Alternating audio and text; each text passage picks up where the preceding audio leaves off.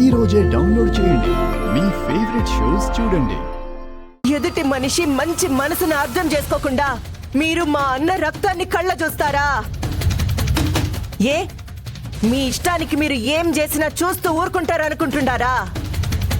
మా అన్న జోలికి గాని వచ్చినారంటే ఆడ మగ అని కూడా చూడను, నరికేస్తా.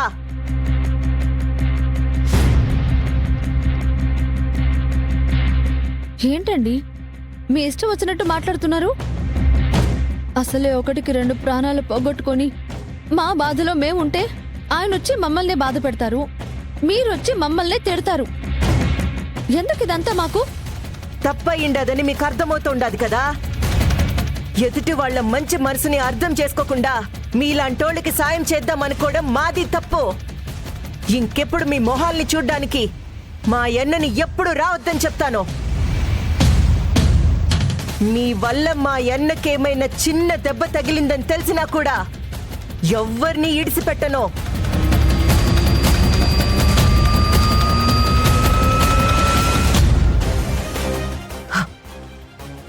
చూడండి, మా అన్నకైన గాయం తగ్గిపోతాదేమో, ఆయన మర్చిపోతాడేమో.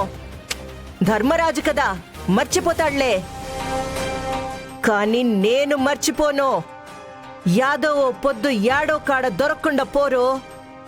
ఆ పొద్దు ఇంతకింత అనుభవించేలా చెయ్యకపోతే నా పేరు అన్నపూర్ణే కాదు, నేను కృష్ణన్ రాజు చెల్లెల్నే కాదు. మతికి పెట్టుకోండి.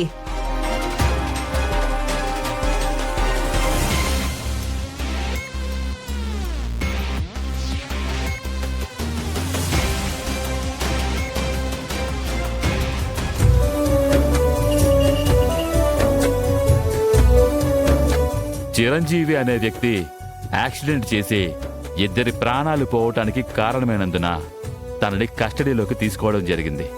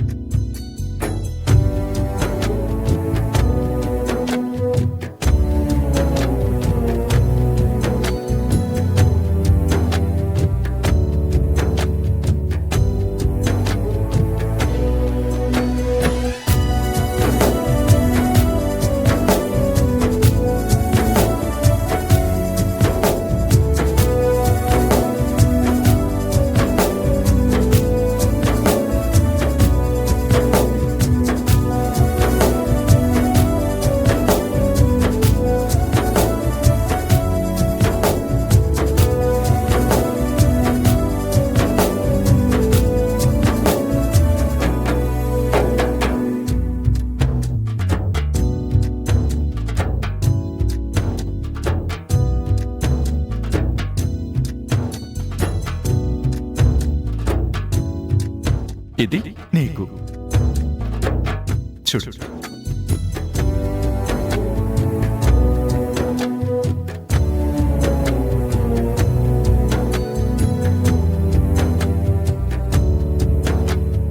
ఈ పెన్ను కొనిచ్చింది నీకోసం కాదు, ఇది నీ భవిష్యత్తు.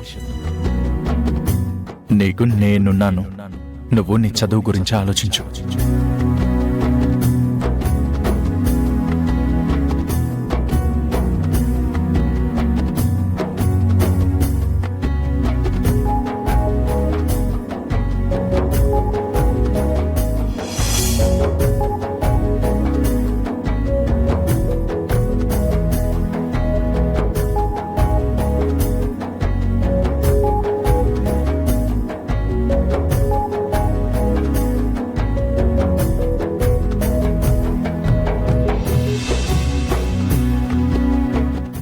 నవ్వుతున్నావు? ఇంకా ఎలా నవ్వబుద్దవుతుంది నీకు? నీ వల్ల ఒక ప్రాణం పోయింది, కొన్ని జీవితాలు అనాథలయ్యాయి. నువ్వు మాత్రం జైల్లో ఉండి కూడా ఆనందంగా నవ్వుతున్నావు. ఖచ్చితంగా శిక్ష అనుభవిస్తావు, చాలా అనుభవిస్తావు.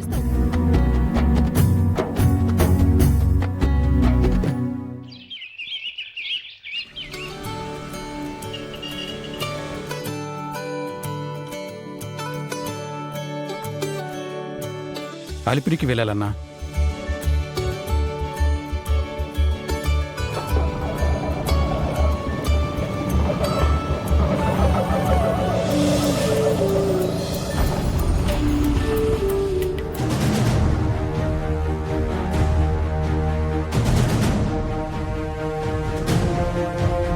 స్వామి, మొదటిసారిగా ఇంట్లో వాళ్ళకి చెప్పి సవారికి వచ్చాను. ఇక్కడ ఎలాంటి ఇబ్బందులు లేకుండా ఈ ఆటో తోలి నా కుటుంబాన్ని పోషించుకునేలా చూడు తండ్రి.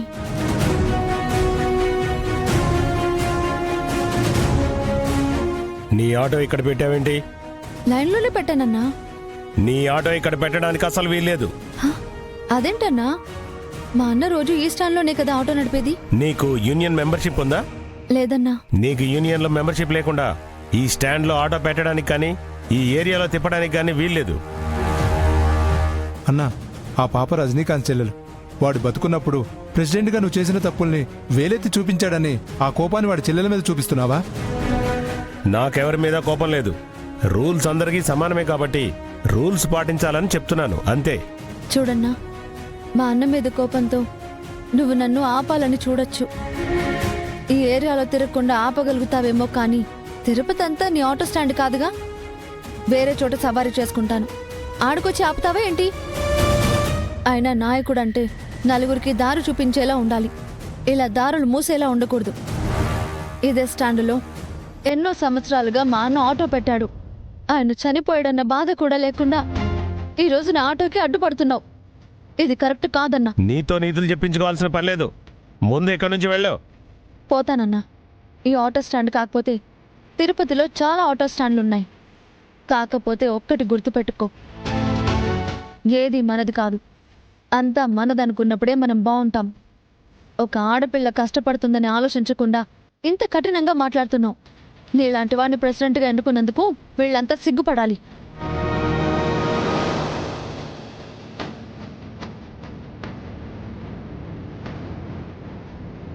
అమ్మా, అలిపిరి వెళ్ళాలి, వస్తావా? రండి మేడం. క్యూలో చాలా ఆటోలు ఉన్నాయి. ఏ ఆటో పడితే ఆటో ఎక్కడానికి వీల్లేదు. వెళ్ళి ఆ ఆటో ఎక్కు. ఒక అమ్మాయి కష్టపడుతుంటే ఆ అమ్మాయికి సహాయం చేయాల్సింది పోయి ఇలా ఇబ్బంది పెడతారా? పైగా నువ్వు ఒక ప్రెసిడెంట్వి. నువ్వు ఎక్కువగా మాట్లాడకుండా వెళ్ళి ఆటో ఎక్కు. ఏంట్రా కూర్చునేది? మా వాళ్ళని పిలిచానంటే నేను కింద పడేసి తొక్కి తొక్కి చంపేస్తారు. వాళ్ళతో మీకెందుకండి, వెళ్దాం పదండి. పదమ్మా, నువ్వు బాగుపడవురా, నాశనం అయిపోతావు.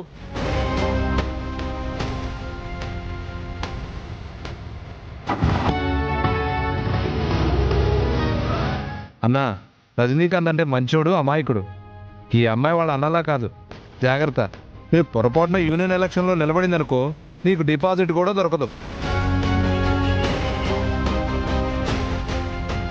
నా మొదటి సవారీ అండి. తొలిబోని మీదే. అందరూ నా చేత బోనిచేయాలని ఎదురు చూస్తూ ఉంటారమ్మా.